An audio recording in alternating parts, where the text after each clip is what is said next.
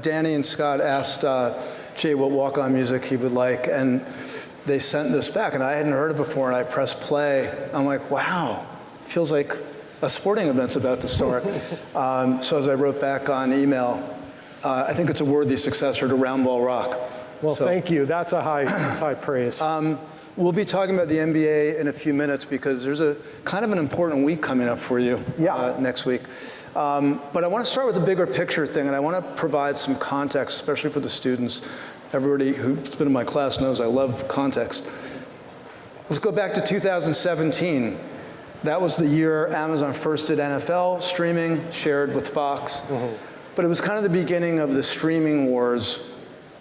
And it was at a time when the decline of traditional pay television was declining more and more rapidly. And there was a famous essay written by digital analyst Ben Thompson from Stratechery, many of you follow him, called The Great Unbundling.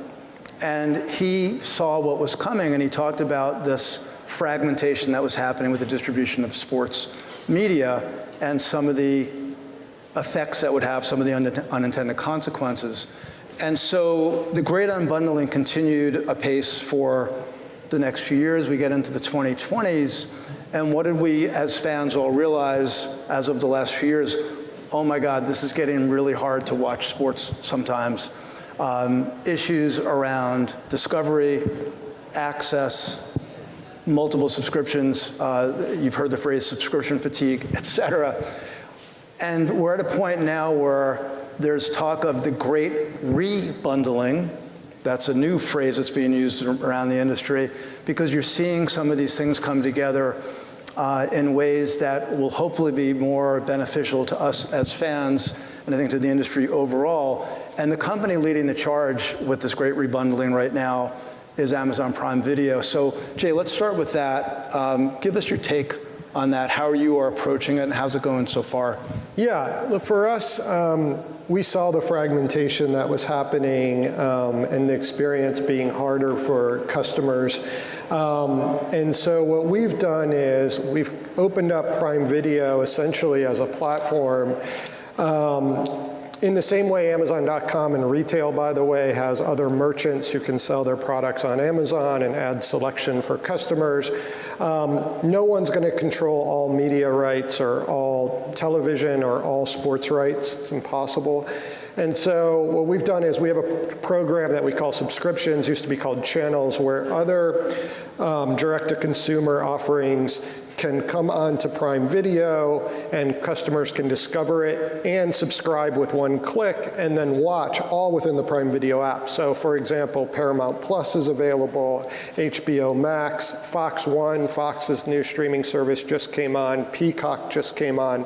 And so with that selection, we have over 100 partners, but with that selection in sports, we have 4 out of the 5 NFL packages, for example, every golf major, college football from Fox and Peacock. And this is in addition to our own sports offering, the NFL, NBA, which you mentioned, as well as recently we acquired rights to 2 hours on Thursday and Friday of the Masters.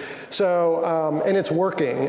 It's working because anytime you remove friction for customers, they will do more of it. And so they come in, they're looking for something to watch, and it's great. If they choose one of our shows or that's great, but if they see that Sunday Night Football's on or they see the show Severance from Apple TV, they can one-click watch. They don't have to download a separate app, put in payment information, create a new password. It's just seamless.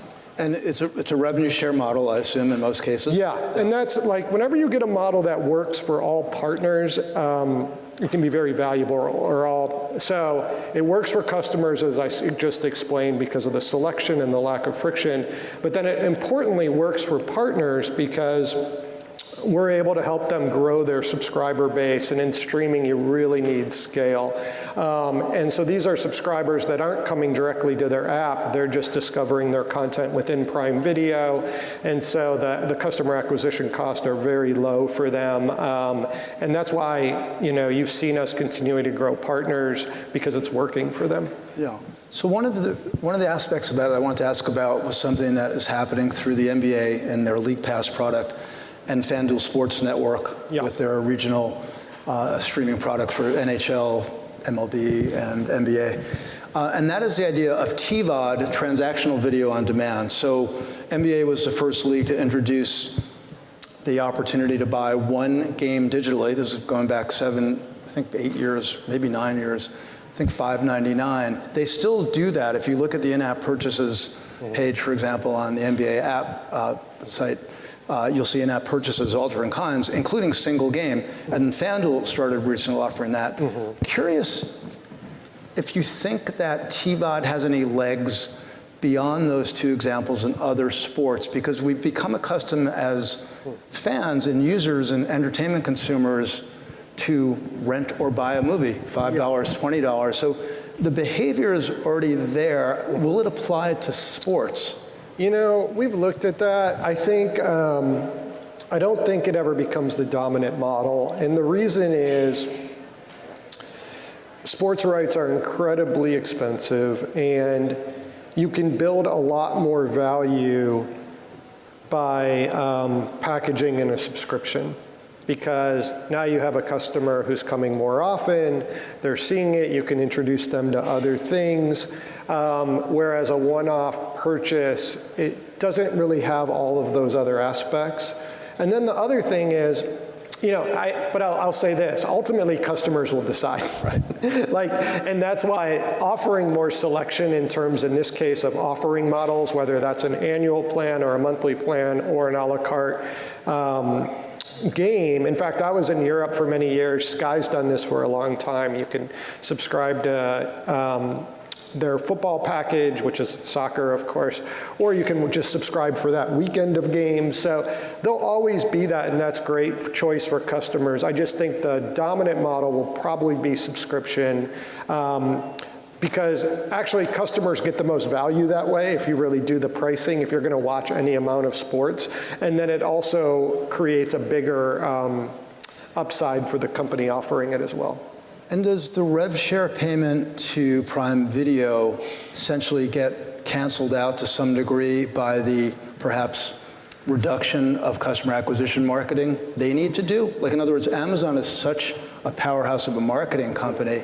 If you look at how you want to, for any independent service to sell subscriptions and do customer acquisition, we know it's hugely expensive. Yes, exactly. And so I would say there's a couple factors. So the most important factor for our partners is that the subscribers we are generating are incremental. So Antenna recently did multiple surveys on this and estimates, and they've estimated 90% of subscribers we drive for, whether that's Apple TV or Pick Your Partner, are incremental subscribers they would not have gotten on their own.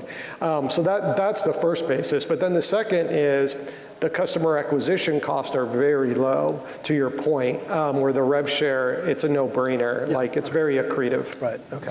So your pitch, it's a pretty good pitch you have then. Well, it's a good pitch because it's true. It has the benefit of being true. Yeah, exactly. Nice. All right, let's talk a little bit about on the experience front, what you're doing with innovations. I mean, Amazon has been, Prime Video specifically, has been at the forefront of bringing true interactive experiences, the promises of more interactive sports viewing experiences to the fore for the last 7-8 years, which is great, but it seems to be accelerating. It has been the last couple of years.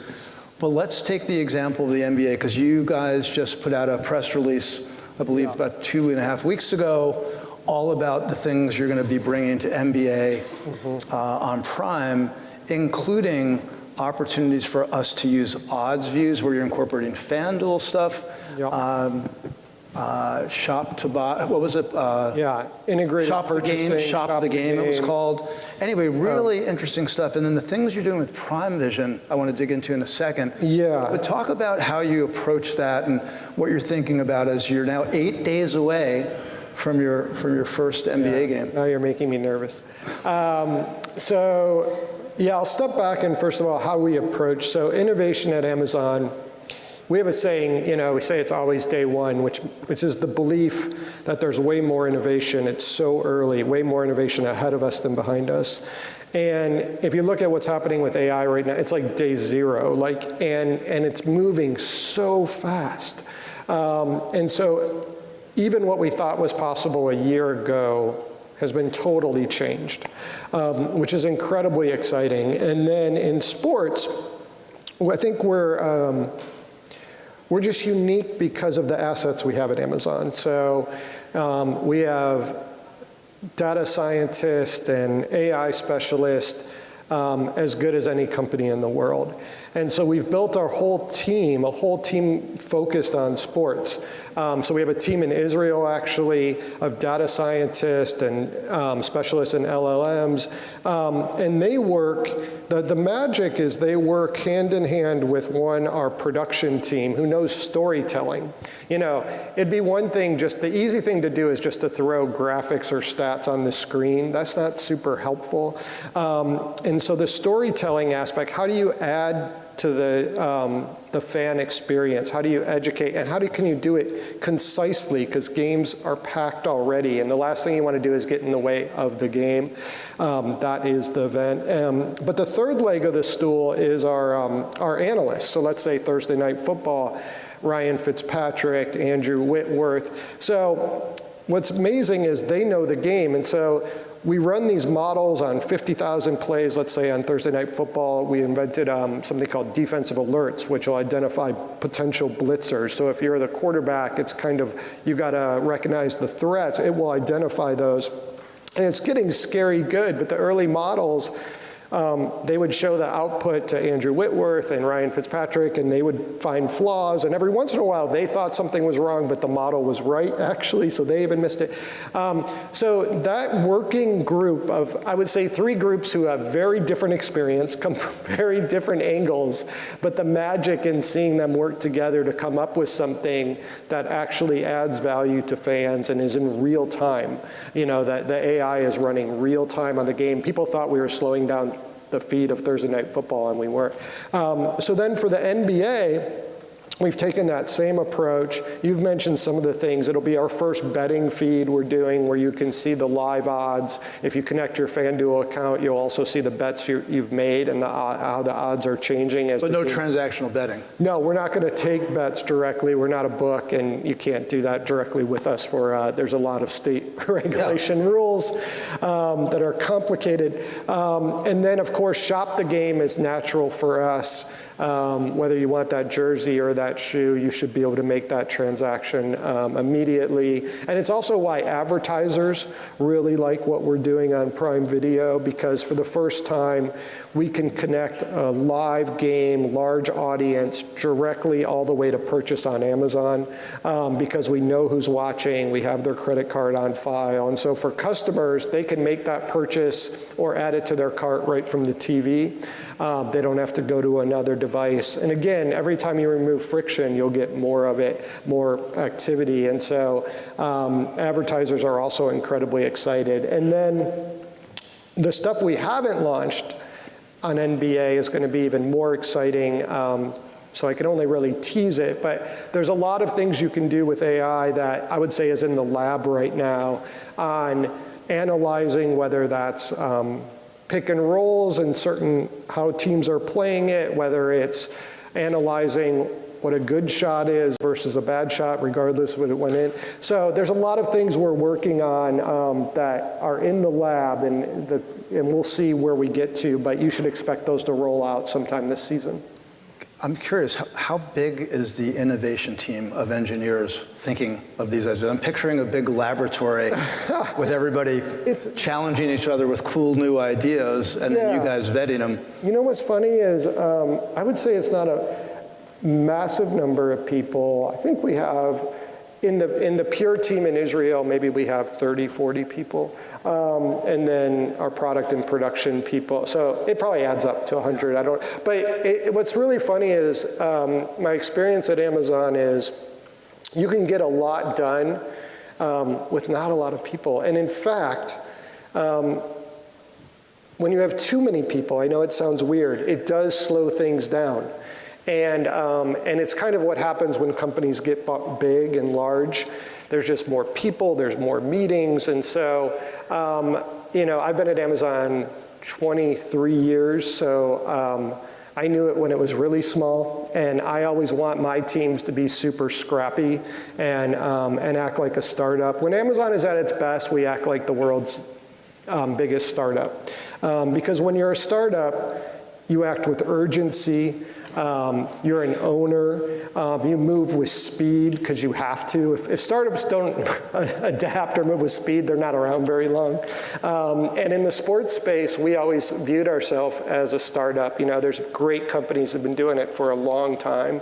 So I like taking that mindset. With that in mind, I assume you're very conscious of the performance of these enhancements. So for example, you did a deal with Dude Perfect. I don't know how many years ago that was, 4 or 5 years ago or something. You had an all-female commentator team, Andrea Kramer and Hannah Storm. That was cool. But obviously, I think both of them have at least been temporarily suspended. You're making some hard decisions. Sounds maybe a little bit Darwinian. I mean, are you tracking the usage back to the demos and kind of the downstream stuff? Like everything we do at Amazon, we track it all. We want to measure everything, and we want to get better, and we want to see what's working or not. And it's got to all make sense over time in terms of the cost investment. And some of those things, when you're making tech investments, those pay off over a long time, right? You don't know where it's going to end up, but you keep iterating and you build on it. Even if I go back when we did the Premier League in like 2018, all of those investments to nothing that large had ever been streamed in the UK. We flew over 200 plus engineers. All of those tech investments, all those learnings then helped us go do the NFL. We could have not done Thursday night football at the quality without what we did in the Premier League. And so, and that's also the benefit of being a global sports group is we get leverage off of, we get a lot of leverage off the investment we make because we can deploy it everywhere. Whereas when you're doing something with talent, that's a little bit not as direct on that front. But we'll try a lot. And I tell the team all the time, not everything's going to work, and that's okay. And I think it's one of core principles at Amazon is not just innovation, but a willingness to fail. And I think a lot of companies want to invent, but they don't necessarily have a culture that embraces failure. Jeff used to say, well, if we know it's going to work, it's not an experiment, and we're probably too late. So you need that mindset. I know people who worked at Amazon worked on big moonshot things that you would argue none of them became a commercial success, but they had great careers at Amazon. Right. And so when you have that culture, it attracts other people who like to build, like to take risk, versus playing it safe maybe. And so that's what we embrace. So one of the things that seems to be working quite well is Prime Vision. Where you have the integration of next-gen stats and all these different kinds of camera angles. That's on Thursday Night Football for people. I'm sure many of you have seen it. Hopefully. But what's interesting is I was watching it, and I know it kind of imitates the Madden vibe. Like I'm sure this has been written up by the media analysts. The all 22 camera, the sky cam looking down at the whole field, the circles around the players, the lines, the routes and things like that. It's really interesting that it was kind of mimicking a video game viewing experience. Was that influenced by all the success you've had with Twitch, for example, or Adam Silver's quote about wanting the games to be more like Twitch in the NBA or whatever? But you know what I mean? Was that all planned to kind of appeal to a younger audience? Because you have been quoted as saying that the median age for your viewers in sports, at least NFL and NASCAR, is like 7 years younger or something? 7, 8 years younger than Is there a correlation there? I don't know, maybe a little bit. I think the younger audience partly reflects, I think our approach to the entire broadcast. We have a lot of people right off the field. We've done things a different way that I think has really resonated. And yes, Prime Vision maybe a little bit as well. But it didn't start with let's go mimic a Madden or anything else. It started with what else, it basically was like, what else could we do to enhance the fan experience, especially, and in the main broadcast, again, you got to be careful. There's only so much, and you got you got 15 million people watching. You've got very casual fans, and you have very intense fans. And so with all the data, what could we go do for the fan who wants more? And to your point, the all 22 cam was a big part of that, because people forget, a regular broadcast, you're seeing the quarterback, then he throws it, then you're seeing the wide receiver, right? But you can't really see the route they run unless it's on the replay. So I personally love Prime Vision because the all 22, if you're kind of a geek and really love this stuff, you can see the whole play developing. And then you say, okay, well, maybe we should add player tags so you quickly can identify where Justin Jefferson is.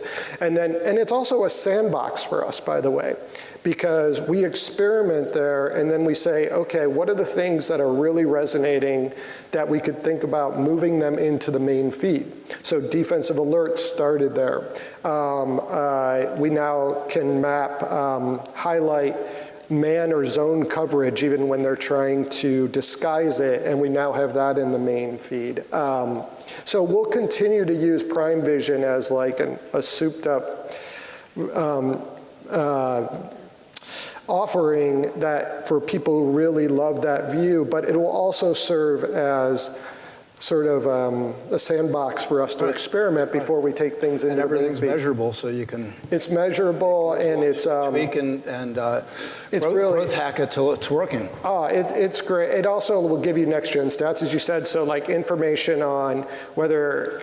Should they go for it at this fourth down? How does that change probability of winning? How much time's left in the clock? How many more possessions are left in this game? So there's a lot of things we're experimenting to try to make fans better, because you can do things now real time that would have been hard to do in the past. Picturing offensive and defensive coordinators sitting up in the box watching Amazon Prime Vision. We have heard that teams have used it, and Jared Goff told me he likes to watch it. So, and you don't have to give up. You still get Alan Kirk on the mic, so it's fantastic. No, great stuff. All right, we have 6 minutes left. Oh my God, it went by so fast. I know. I want to stress you out even more. We talked about the NBA.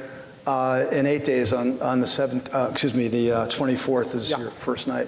But we have a really big stressor on Black Friday. Yeah. Coming up. So for those who don't know, and you can expound on this, but Black Friday is going to be a blockbuster day. No pun intended, by the way, blockbuster. But on Black Friday, there's going to be a skins match. Remember skins? Older folks in the room remember skins games. Used to be really popular. In the morning, with 4 PGA players, an NFL game in the afternoon, and 2 NBA games at night. Yeah, it's how do you do this? How do you mobilize everybody? Well, now you have me concerned. But we introduced Black Friday football with the NFL a couple years ago, and the idea was not everyone, but a lot of people have that day off work, and could we really turn it into more of a national sports holiday, and what could we give back to Prime members and shopping on that day?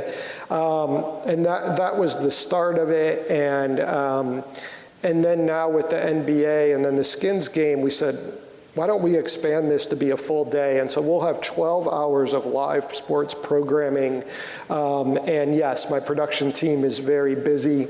But what's great about it is, that day is also so big for Amazon, obviously, and for shopping. And so for us to be able to give back on that day, and for people who don't know, we also run special deals in the games all throughout the day. So if you're watching, you're also going to get rewarded with real-time offers and deals that you can take advantage on your phone or on your TV. And so it's our way to give back, and also it's a way for people to shop from their couch while they avoid the stores, maybe. I don't know. And not go to Walmart. Well, you can still go. Yeah, someone said, is that your master? It's not our master plan. Our master plan is literally just to give a great day to sports to all of our Prime members and shoppers, and then give them deals throughout the day as well. Yeah. All right. With 3 minutes to go. Yeah. Let's talk a little big picture, back to big picture stuff. The whole work backwards method that is famous at Amazon. The idea of like you write the press release about what you want things to be in your business with your business goals, and then you work backwards. Just that's such an interesting way to think of it, and it applies to academia. You know, reverse course engineering, where you think about the outcomes, and then you go back to the beginning and think about assessments and the material, as opposed to just starting with material. So how are you employing that as you do your work day to day? You know, it's such a great process for us, including the fact that we all use documents at Amazon and not PowerPoint. I think it's one of the best things we've ever done, because when you're writing out a document, you can't fake it. It's got to have logic and flow, and many times. Can you just explain that? Yes. So we don't have any PowerPoint in our meetings. In a meeting, whoever's the leader of the meeting brings a document, and it's usually a 6-page narrative, or can't be longer than 6 pages. And it outlines, either in the working backward process, it starts with that press release of what do we want to announce to the world when we build this, and frequently asked questions, and how would we answer those, internal and customers. And what it does is it sets the tone of, is this remarkable enough? Like when we announce this a year from now, if we go build this, are customers going to care? And usually it takes lots of iteration and multiple meetings. But the reason I mentioned the document being key is a PowerPoint, someone can be a good presenter and kind of BS their way through a PowerPoint. And some people are paying attention, some are not, blah, blah. Like, you cannot BS your way through a written document. So we sit down, the first 30 minutes of the meeting is reading the document, which for new people, very confusing. It's quiet, everyone's reading. We tried to have people read before, half the people don't read it. How many pages or words are we talking about here? Well, 6 pages. Okay, so and less is better, but yeah, 6 is sort of the max. And then the second half of the meeting, you discuss it, and literally everyone's on the same page, because everyone's read. And a good document answers the questions along the way. And I think it's a great way to make really good decisions. And but going back to working backwards, the most important part of that is it's working back from the customer experience we want to go build. So we use the future press release as the vehicle to describe that.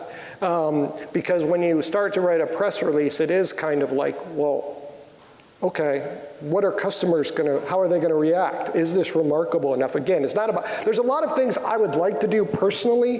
Oh, that would be a great business. But if we don't have an idea on how to make it better for customers, then we shouldn't get into that business. So it's really a great process to, again, work backwards from the customer experience versus, to your point, starting with the technology and working forward, or starting with like, hey, wouldn't it be great? We want to do this. And so it's a good, for us anyway, I'm not saying every company has different process. For us, it works. All right, 20 seconds of career advice to all the young folks in the audience. Wow. You know, most important, and people will always say this, but if you find something you really like to do, then it doesn't feel like work. And that's hard to do, and everyone will say follow your passion, and some people say that's bad advice, I don't know. But you know, I think if it's something you love and you're passionate about, you'll be better at it. And 2, find people you like to work for or respect a lot when you're choosing a role that you want to learn from. Because if you're working for someone you really respect, it can never go that badly. And I've seen the opposite. If you take a role because you think it's the right thing to do, but you're not working, it's not the right environment maybe, that often doesn't pan out well, is my experience. That's very helpful. Were you offering us 6 bonus minutes, or that was a mistake? I'm just kidding. I saw the number 6 pop back up. Jay, thank you so much. It was wonderful. Appreciate it.